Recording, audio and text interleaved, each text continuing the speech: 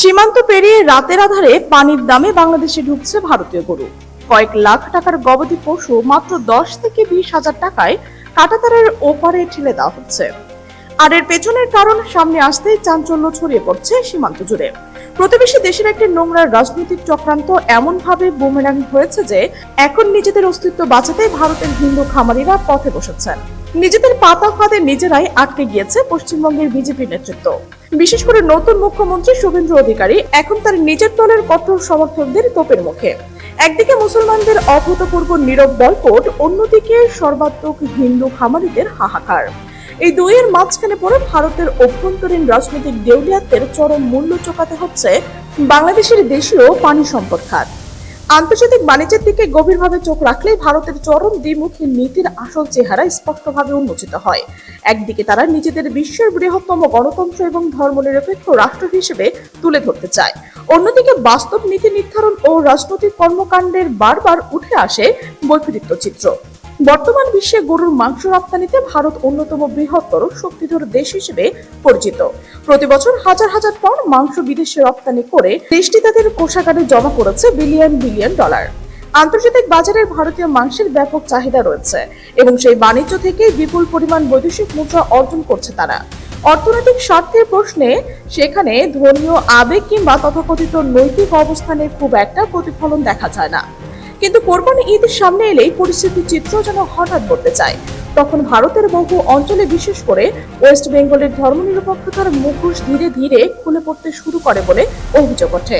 পশ্চিমবঙ্গের রাজ্য সরকার এবং ভারতীয় জনতা পার্টি এর কিছু নেতার প্রত্যক্ষ বা পরোক্ষ মদদে গবাদি পশু জবাইয়ের উপর রাজনৈতিক উদ্দেশ্য প্রণোদিত নানা বিধি নিষেধ চাপিয়ে দেওয়া হয়েছে বলে সমালোচকরা দাবি করেছে। বহু পুরনো, অকার্যকর এবং জটিল নিয়মকে সামনে এনে নতুন করে কঠোরতা আরোপ করা হয়েছে। ফরমান জারি করা হয়েছে যে 14 বছরের নিচে কোনো গরু বা মহিষ জবাই করা যাবে না। শুধু তাই নয়, জবাই করতে হলে তা করতে হবে সরকারের নির্ধারিত নির্দিষ্ট কসাইখানায়, যা বাস্তব সাধারণ মানুষের জন্য নানা জটিলতা এবং সীমাবদ্ধতা তৈরি করেছে। সরকারি ব্যাখ্যায় এসব পদক্ষেপকে পশু ক্লেশ নিবারণ আইন এবং প্রাণী সুরক্ষার অংশ হিসেবে তুলে ধরা হলেও সমালোচকদের মতে এর পেছনে রাজনৈতিক এবং সামাজিক উদ্দেশ্য মোটেও অস্বীকার করার মতো নয়। তাদের দাবি, এই আইন এবং বিধিনিষেধ মূলত সংখ্যালঘু মুসলিম জনগোষ্ঠীর ধর্মীয় উৎসব এবং ধর্মীয় স্বাধীনতার উপর চাপ সৃষ্টি করার একটি কৌশল।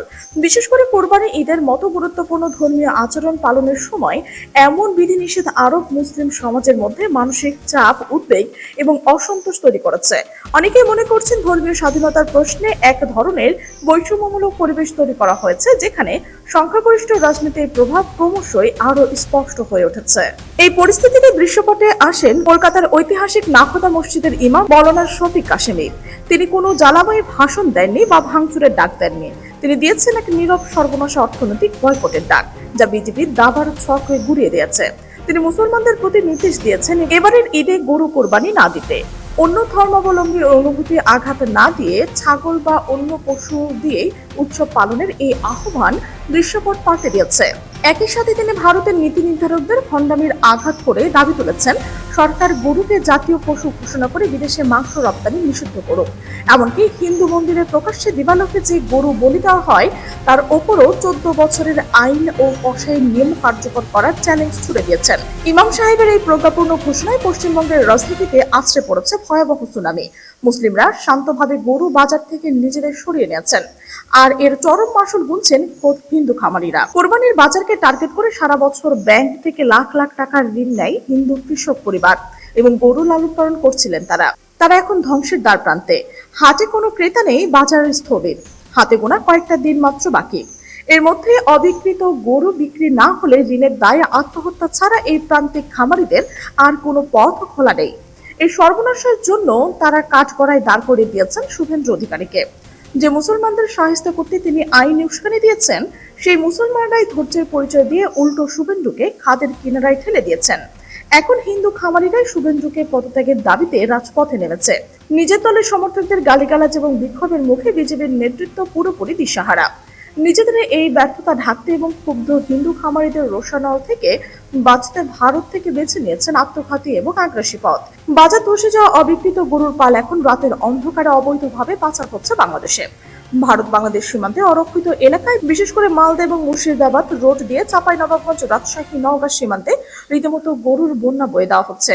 মরিয়া ভারতী খামারিরা গরু অনাহারে মারা যাওয়ার চেয়ে 10 থেকে 20,000 টাকায় পানির দামে পাচারকারীদের হাতে তুলে দিচ্ছেন লাখ টাকার সম্পদ। বর্ডার গার্ড বাংলাদেশ বিজিবি সীমান্তের কড়া নজরদারি চালিয়েও বেশ কিছু চোরাচালান জব্দ এবং পাচারকারী আটক করেছে, কিন্তু চোরা কারবারিদের বেপরোয়া দৌরাত্ম্য এবং খামারিদের মরিয়া অবস্থানের কারণে রাতের অন্ধকারে শত শত গরু বাংলাদেশে ঢুকে পড়ার ভয়াবহ শঙ্কা তৈরি হয়েছে। বাংলাদেশের গবাদি পশুর খাত গত এক দশকে উল্লেখযোগ্যভাবে এগিয়ে গেছে বলে কৃষি ও অর্থনৈতিক বিশ্লেষকরা মনে করছেন। দেশীয় খামারিরা উন্নত প্রজনন এবং খামার ব্যবস্থাপনা এবং প্রাকৃতিক উপায়ে পশু মোটাতাজাকরণের মাধ্যমে কোরবানি পশুর চাহিদার বড় অংশ নিজেদের পূরণ করতে সক্ষম হয়েছেন। ফলে সীমান্ত পথে অবৈধ গরু প্রবেশ এবং চোরাচালান নিয়ে উদ্বেগ তৈরি হয়েছে, তা স্বাভাবিকভাবে স্থানীয় খামারিদের মধ্যে অনিশ্চয়তা তৈরি করেছে। কারণ ঈদ কেন্দ্রিক বাজার অনেক ক্ষুদ্র ও মাঝারি খামারিদের জন্য সারা বছরের প্রধান আয়ের উৎস। বিশ্লেষকদের মতে সীমান্ত এলাকায় অবৈধ বাণিজ্য এবং চোরাচালান শুধু অর্থনৈতিক সমস্যা নয়, এটি নিরাপত্তা, রাজস্ব এবং স্থানীয় বাজার কাঠামোর সঙ্গে জড়িত। এই সীমান্ত ব্যবস্থাপনায় আইন প্রয়োগ এবং অবৈধ বাণিজ্য নিয়ন্ত্রণ সবকিছু এখানে গুরুত্বপূর্ণ ভূমিকা রাখে। তবে এ ধরনের আলোচনায় পুরো কোনো দেশ বা জনগোষ্ঠীকে দোষারোপ না করে নীতিগত এবং অর্থনৈতিক বাস্তবতার দিকে মনোযোগ দেওয়াই বেশি কার্যকর বলে বিশেষজ্ঞরা মনে করছেন। ভারতের অভ্যন্তরীণ রাজনীতিতে গরু কোরবানি এবং ধর্মীয় পরিচয়কে ঘিরে বহু বিতর্ক রয়েছে। পশ্চিমবঙ্গ সহ বিভিন্ন রাজ্যের রাজনৈতিক নেতা, ধর্মীয় ব্যক্তিত্ব এবং সামাজিক সংগঠনগুলো ভিন্ন ভিন্ন অবস্থান নিয়েছে। কিছু রাজনৈতিক ধর্মীয় স্বাধীনতা, খামারিদের জীবিকা এবং সামাজিক সাম্প্রতিক পক্ষে বক্তব্য দিয়েছেন। আবার অন্যদিকে বিভিন্ন রাজনৈতিক দল গরু সুরক্ষা এবং ধর্মীয় অনুভূতির বিষয়টি সামনে এনেছেন। একই সঙ্গে ভারতের মুসলিম এবং হিন্দু সম্প্রদায়ের বহু মানুষই সামাজিক সম্প্রীতি বজায় রাখার পক্ষে অবস্থান নিয়েছেন। নাকোদা মসজিদের মতো ধর্মীয় প্রতিষ্ঠান থেকে বিভিন্ন সময়ে শান্তিপূর্ণ সহাবস্থান এবং দায়িত্বশীল আচরণের আহ্বান জানানো হয়েছে। বিশ্লেষকদের মতে দক্ষিণ এশিয়ার মতো বহু ধর্মীয় অঞ্চলের রাজনৈতিক উত্তেজনার মধ্যেও সাধারণ মানুষের অর্থনৈতিক স্বার্থ, সামাজিক স্থিতিশীলতা এবং পারস্পরিক সহাবস্থান অত্যন্ত গুরুত্বপূর্ণ বিষয়। অর্থনীতিবিদদের মতে বাংলাদেশের জন্য সবচেয়ে গুরুত্বপূর্ণ বিষয় হলো দেশীয় খামারিদের প্রতিযোগিতায় সক্ষমতা বাড়ানো, সীমান্ত নজরদারি জোরদার করা এবং কৃষি ও প্রাণী সম্পদ খাতে দীর্ঘমেয়াদী নীতিগত সহায়তা নিশ্চিত করা।